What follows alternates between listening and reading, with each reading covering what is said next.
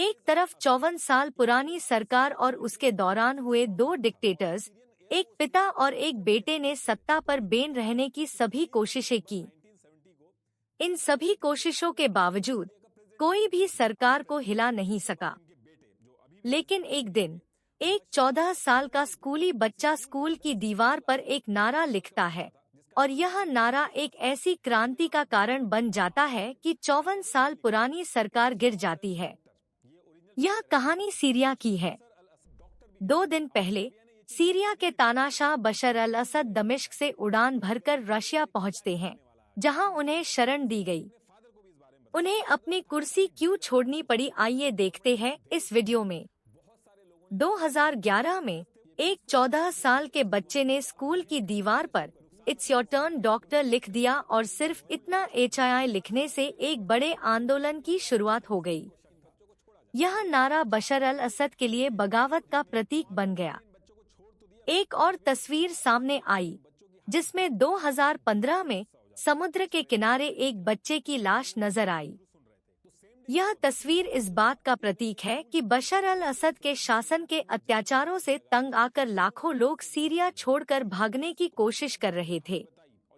बशर अल असद ने सीमा पर नजर रखी और लोगों को भागने से रोका। एक परिवार जिसमें एक बच्चा था, जान बचाने के लिए समुद्र में पहुंच गए, लेकिन वे नहीं बच सके और उस बच्चे की तस्वीर पूरी दुनिया में वायरल हो गई। सीरिया एक समय समृद्ध देश था, लेकिन 1970 के बाद एक नई तानाशाही का आरंभ हुआ। हाफिज अल असद, जो उस समय एयरफोर्स के प्रमुख थे, उन्होंने सरकार को गिराया और खुद डिक्टेटर बन गए। इस दौरान अल असद ने सुन्नियों पर अत्याचार शुरू कर दिया, क्योंकि वहां की आबादी का बड़ा हिस्सा सुन्नी था। इसके बाद 30 साल तक हाफिज अल असद ने शासन किया। उनकी मृत्यु के बाद उनके बेटे बशर अल असद ने सत्ता संभाली और उन्होंने अपने पिता की नीतियों का पालन किया। 2006 से 2010 तक सूखा पड़ा, जिससे आर्थिक स्थिति खराब होने लगी। लोगों में गुस्सा बढ़ रहा था और कई अन्य अरब देशों में भी विरोध की लहर बढ़ रही थी।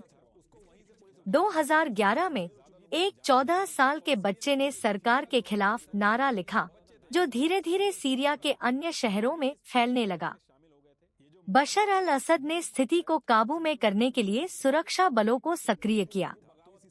26 फरवरी 2011 को दारा में वह बच्चा अपने दोस्तों के साथ स्कूल से बाहर आया और दीवार पर नारा लिखा, जिसका मतलब था इट्स योर टर्न डॉक्टर। जब सुरक्षा बलों को ये पता चला तो उन्होंने बच्चे को और उसके दोस्तों को पकड़ लिया और उनके साथ क्रूरतापूर्ण व्यवहार किया। बच्चों के माता पिता ने शांतिपूर्ण विरोध प्रदर्शन किया, लेकिन सुरक्षा बलों ने इसको दबाने का प्रयास किया। धीरे धीरे यह नाराजगी सीरिया के अन्य शहरों में फैलने लगी। इस प्रकार बशर अल असद का आतंक और दमन लोगों को एकजुट करके विद्रोह की ओर अग्रसर करता है, जो आगे चलकर सीरिया में बड़े बड़े बदलाव का कारण बनता है। अब लोगों का गुस्सा, जो अब तक दबा हुआ था, बाहर आने लगा।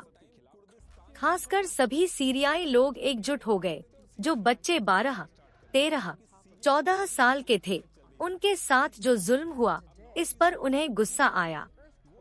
दरा में धरना प्रदर्शन आंदोलन पूरे सीरिया में फैल गया।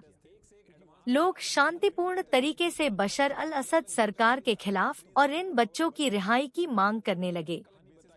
जब यह बात फैली कि बच्चों को कैद किया गया है, तो लोगों का गुस्सा और बढ़ गया। जब बशर अल असद को एहसास हुआ कि यह मामला बढ़ रहा है, तो उसने आदेश दिया कि सभी बच्चों को छोड़ दिया जाए। अप्रैल 2011 में 45 दिनों के बाद सभी बच्चों को रिहा किया गया। लेकिन उनकी रिहाई के बाद जब लोग उनकी हालत देखी और उनकी कहानी सुनी, तो पूरे सीरिया में और भी अधिक गुस्सा फैल गया। उसी महीने मस्जिदों में लोग जुटे और सरकार के खिलाफ नारेबाजी की। पुलिस ने उन पर गोलियां चलाईं, जिसमें 2 लोग मारे गए। इसके बाद उनकी लाशों के साथ लोग सड़कों पर फिर से उतरे। अब असद को समझ आ गया कि अगर उसने प्रदर्शन को रोका नहीं तो यह आंदोलन बड़ा हो जाएगा। इस दौरान असद ने अपनी सेना को शहरों में टैंक उतारने का आदेश दिया। असद की सेना ने आम लोगों पर गोलियां चलाईं और इससे सीरिया गृह युद्ध यानी सिविल वॉर में घुस गया। तो अब आम लोग, जो केवल डंडों और लाठियों के साथ थे, उनके सामने असद की सेना थी। धीरे धीरे कुछ सैनिकों ने असद के खिलाफ विद्रोह किया, क्योंकि उन्होंने समझा कि वे अपने भाई बहनों को मार रहे हैं।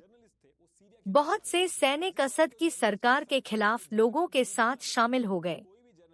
इस तरह फ्री सीरियाई आर्मी का गठन हुआ। इसमें बहुत से सैनिक शामिल हुए जिन्हें पहले सेना में प्रशिक्षित किया गया था। अब बगदादी ने भी इस मौके का फायदा उठाने की कोशिश की। उसने अपनी सेना को सीरिया भेजा और अपने संगठन का नाम बदलकर ISIS रख दिया। साथ ही कुर्दों ने भी बशर असद के खिलाफ लड़ाई में भाग लिया।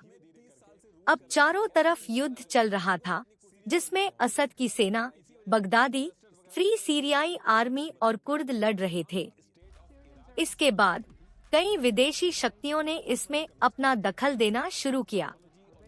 कुछ देशों ने फ्री सीरियाई आर्मी की मदद की, जबकि ईरान ने असद का समर्थन किया। रूस भी असद के समर्थन में आया। जब अमेरिका ने देखा कि रूस असद का समर्थन कर रहा है, तो उसने फ्री सीरियाई आर्मी को सहायता देने का निर्णय लिया। ऐसा करते समय अमेरिका ने अनजाने में बगदादी की भी मदद की। फिर भी असद की सरकार मजबूत रही। लेकिन जब रूस, ईरान और अन्य देशों ने असद को समर्थन देने में रुचि खो दी, तो कई सैनिक उनके साथ भाग गए। जब विद्रोही सीरिया की राजधानी दमिश्क तक पहुंच गए, तो असद को रशिया भागना पड़ा। रशिया में उसे अन्य सुविधाएं दी गईं और वहां उसकी सुरक्षा की जिम्मेदारी ली गई।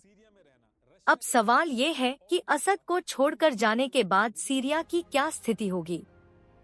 इस सब के चलते 2011 से अब तक लाखों लोग मारे जा चुके हैं और हजारों को देश छोड़ना पड़ा है। उम्मीद है कि सीरिया में एक नई सरकार आएगी, जो लोगों के अधिकारों की रक्षा कर सके और हिंसा का अंत कर सके।